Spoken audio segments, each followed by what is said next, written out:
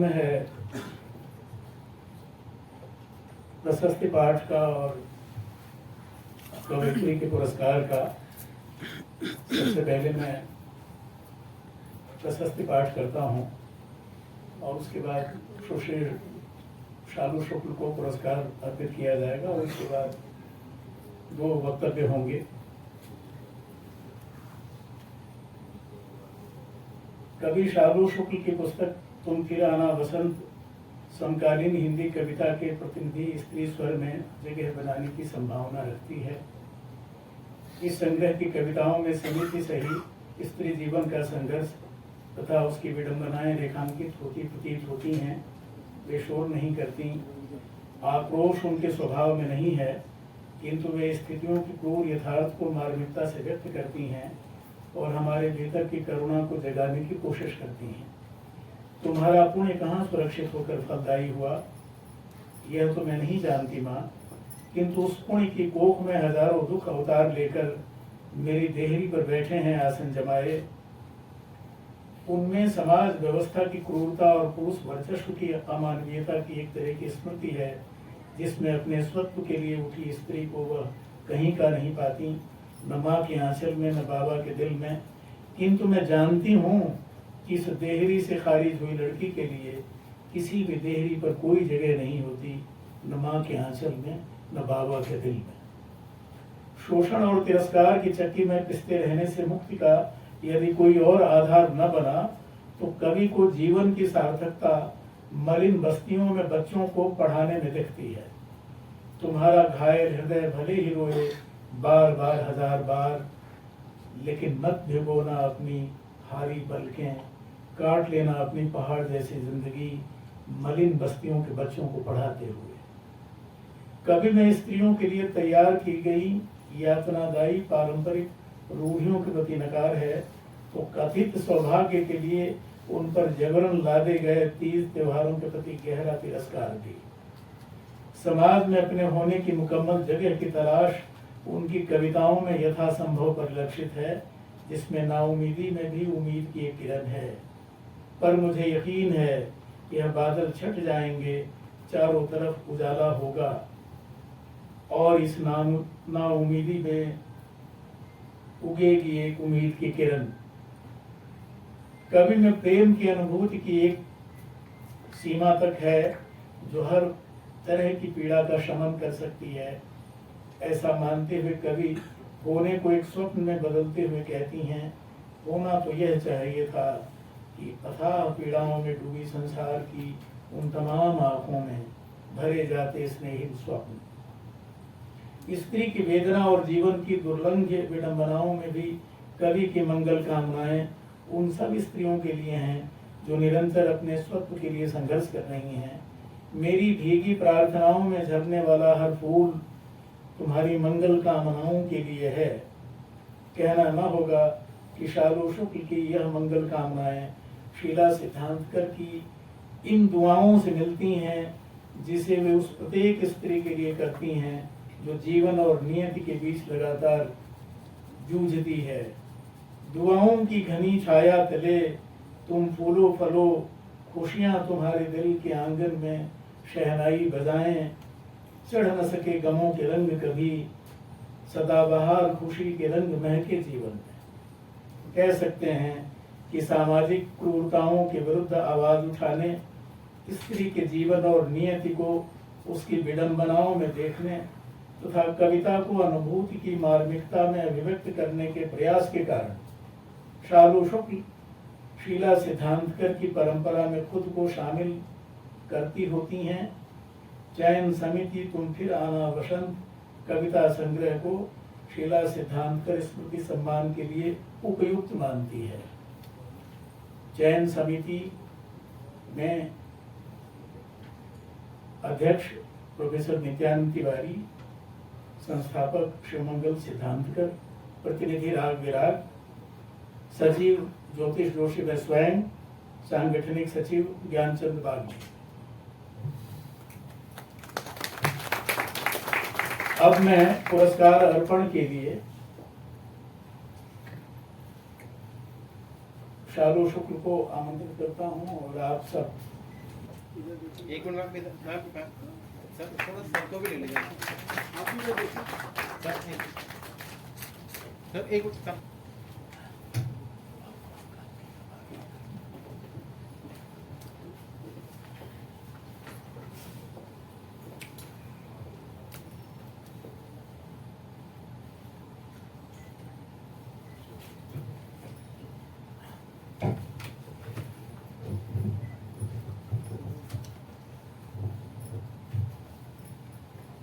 मंचासीन गणमान्य महानुभावों, सभागार में उपस्थित साहित्य प्रेमी, प्रबुद्ध श्रोता समाज, मैं आप सबके प्रति अभिवादन निवेदित करते हुए अपनी कुछ बात रखती हूँ। सर्वप्रथम पुण्यात्मा शीला सिद्धांतर जी के प्रति मेरी विनम्र भावांजलि, जिनकी स्मृति में मुझे यह सम्मान दिया गया है। शीला जी के कृतित्व और व्यक्तित्व के बारे में मैं ना समझ कुछ कहूँ, ये मेरे बस की बात नहीं है। फिर भी उनकी कुछ स्मृति के रूप में मैं आपके कुछ बातें मैं आपके समक्ष रखूंगी। शीला जी एक सिद्ध कवित्री होने के साथ साथ स्त्रियों की असमानता के विरुद्ध निरंतर संघर्ष करने वाली प्रतिबद्ध योद्धा भी थी। जैसा कि आप सब जानते हैं, शीला जी के अनेक कविता संग्रह हैं, जिनमें औरत सुलगती हुई, कहो कुछ अपनी बात, कविता की तीसरी किताब, कविता की आखिरी किताब तथा 152 चुनी हुई कविताओं का एक संग्रह भी प्रकाशित हुआ, जो चर्चा में रहा। इन संग्रहों में वे स्त्रियों की वेदना और उनकी त्रासदी व्यक्त करती ही हैं, साथ ही स्त्रियों की आजादी की मुनादी भी करती हैं। जैसे एक कविता में वो कहती हैं कि मैंने भी चाहा था जीना, आजाद होना, चहकना महकना, जिंदगी के अनंत आकाश में खो जाना। इसीलिए तुम्हारी कविता कहानी, तुम्हारा मंच, तुम्हारी व्यवस्था, तुम्ही को मुबारक। हमें जिंदगी से कमतर कुछ भी नहीं चाहिए। यह शीला जी की कविता का ओज है, जिसमें पराधीनता की चक्की में पिस रही स्त्रियों की वेदना के साथ उनका आक्रोश भी व्यक्त हुआ है। इतना ही नहीं, वे स्त्रियों के लिए मंगल कामना भी करती हैं। दुआओं की घनी छाया तले तुम फूलो फलो खुशियों तुम्हारे, दिन के आंगन में शहनाई बजाएं, चढ़ न सके गमों के रंग कभी, सदा बहार खुशी के रंग महके जीवन में। ऐसी दम में ऊर्जा से भरी पग पग पर हमें कविताओं के माध्यम से जगाने वाली और समस्त स्त्री समाज की मंगल कामनाओं के लिए समर्पित शीला सिद्धांतर जी की स्मृति हम सब की धरोहर है। उनके नाम पर दिए जाने वाला यह सम्मान मेरे लिए परम सौभाग्य का विषय है, क्योंकि हम स्वयं जाने अनजाने उनकी ही परंपरा की कड़ी हैं, जो निरंतर अपने अस्तित्व के लिए संघर्षरत हैं और भीतर बाहर की दुनिया से जूझ रही हैं। स्त्री विमर्श समकालीन हिंदी साहित्य का एक बड़ा सच है। कहानी, उपन्यास हो, कविता हो या विचार परक लेखन हो, स्त्री विमर्श का संसार हमें उद्वेलित आंदोलित करने में प्रभावी भूमिका निभा रहा है। ऐसे अनेक अध्ययन इस बात के उदाहरण हैं, जिनमें इस तथ्य की पुष्टि होती है कि कविता और कथा साहित्य के आधार बनाकर स्त्री अस्मिता के अनसुलझे प्रश्नों को समझने में सहायता ली गई है। यह भी सच है कि स्त्री मुक्ति से संबंधी बहस और स्त्रीवादी आंदोलन देश काल की सीमाएं तोड़कर पूरे दुनिया में छा गए हैं। आज संसार भर में मानवता के बुनियादी सवाल बहस में हैं, जिनमें स्त्रियों के सवाल सबसे ऊपर हैं, क्योंकि उनकी स्थिति सर्वत्र दयनीय है। आधुनिक वास्तविकता तो यह है कि मुक्ति का विमर्श और स्वाधीन चेतना के साथ जीने की सहूलियत या तो विकसित समाजों में है या मुट्ठी भर महानगरों के विचार संपन्न वर्गों में। इससे अलग बृहत्तर भारतीय समाज में स्त्रियों के नियति और जीवन की कोई उल्लेखनीय परिवर्तन नहीं आया है। आधुनिक हिंदी साहित्य की बात करें तो प्रेमचंद ने स्त्री पुरुष सहकार पर बल दिया, किंतु स्त्री की नियति और सामाजिक स्थिति को सर्वदा पहली बार जैनेन्द्र कुमार ने परिभाषित किया।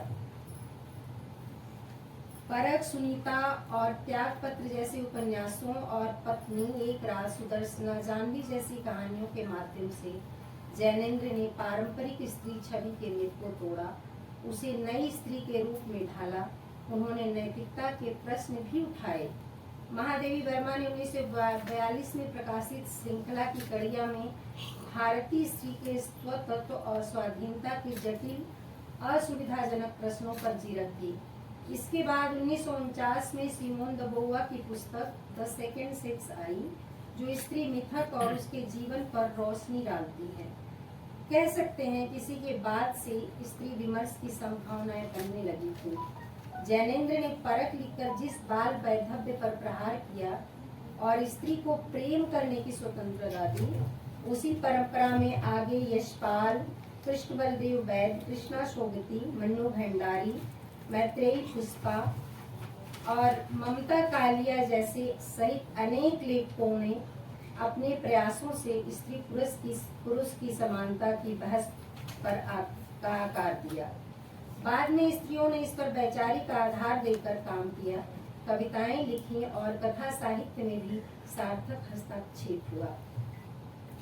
आज ऐसी स्थिति बनी है कि स्त्रियों के प्रश्न, विचार और सृजन में प्रभावी बनकर उभरे हैं और यह वातावरण है कि उनकी उपेक्षा करके साहित्य पर बात करना संभव नहीं रह जाता है। यह हम स्त्रियों के लिए अस्मिता मूलक यात्रा का एक बड़ा प्रस्थान है। अपनी बात कहूँ तो मैं पारिवारिक ढांचे और सामाजिक संरचना के भीतर स्त्री मुक्ति के संघर्ष में लगी हूँ। यह मुक्ति तब तक संभव नहीं जब तक पारंपरिक रूढ़ियों और कुप्रथाओं से स्त्री को बरी नहीं किया जाता। जहाँ स्त्रियां मर्यादा की बाढ़ में भेड़ों जैसा जीवन जीने को अवसित हो, वह समाज गर्त की ओर ही जाएगा और जा ही रहा है। यह मेरे जीवन की त्रासदी कहिए या नियत की विडंबना। मुझे साहित्य सृजन जैसा कार्य भी परिवार में सबसे छुपाकर करना पड़ा, क्योंकि घर की चार दीवारी में रहते हुए सार्वजनिक जीवन को अपनाना, घर से बाहर उठना बैठना किसी को स्वीकार न था। नाना कुप्रथाओं और रूढ़ियों के बीच एक गृहिणी का जीवन कितना कठिन होता है, यह बात आसानी से समझी जा सकती है। यह कारण नहीं है कि प्रेम मेरी कविताओं का मूल स्वर है, जिसके बल पर मैं हर तरह के अप्रेम को निरस्त करती हूँ। सच तो यह है कि आज स्त्री और पुरुष के बीच सहकार बढ़ाने की जरूरत है। एक कवयित्री होने के नाते मेरा सहकार और सद्भाव पर बल होता है। अगर यह नहीं हो पाता तो तब कर खड़े होने और अपने अस्तित्व को बनाए रखने के लिए प्रतिरोध करने की ताकत मैं अपने कविताओं से ही पाती हूँ। कविताओं को पढ़ते और लिखते हुए मैंने जाना कि जब हम दुखी हों, खिन्न हों, म्लान हों, पीड़ित हो, असहज हो, असहाय हो, निराश हो, तो एक कविता या एक उच्च विचार हमारे भीतर अदम्य ऊर्जा, अदम्य साहस और उमंग भर देते हैं। हम अपने अस्तित्व को पहचानने लगते हैं। कविताएं हमसे ही हमारी पहचान कराती हैं। एक कविता हमारी दिशा और दशा दोनों बदल देती है। यही मेरी संक्षिप्त यात्रा है और यही मेरा विचार है। आप सुधीजनों ने मुझे धैर्य से सुना, मेरी दृष्टता को क्षम्य माना, यह संतोष की बात है। एक बार पुनः मैं सभी निर्णायक मंडलों का आभार व्यक्त करती हूँ। एक बात और कहना चाहूंगी कि स्मृतियाँ तो हम सबके जीवन में ही होती हैं। कोई न कोई स्मृति सबके जीवन में होती है, लेकिन किसी भी स्मृति को अगर पुरस्कार के रूप में परिवर्तित करके संजो लिया जाए तो ये बहुत बड़ी बात है। जो हमारे बाबा शिवमंगल सिद्धांतर ने किया है, इसके लिए मैं उनको बारंबार प्रणाम करती हूँ। और इसी के साथ मैं अपनी वाणी को विश्राम देते हुए अपनी दो छोटी सी कविताएं सुनाती हूँ आप लोगों को।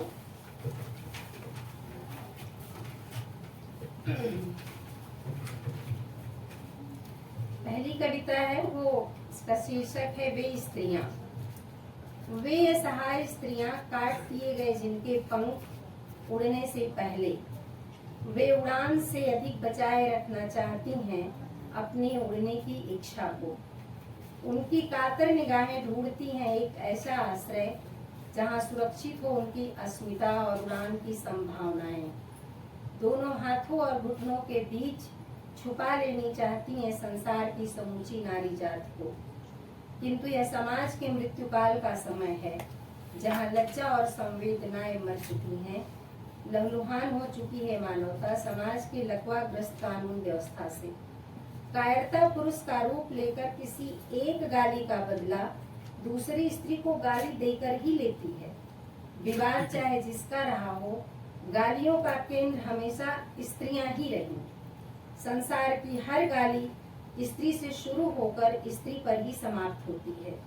यह विधाता का क्रूर विधान है या नियति की विडंबना कि स्त्रियों ने सुख के दिनों में भी दुख ही पहने। लोगों ने स्त्रियों के कपड़े हर बार उतारे, किंतु स्त्रियों के पहने हुए दुख किसी ने नहीं उतारे।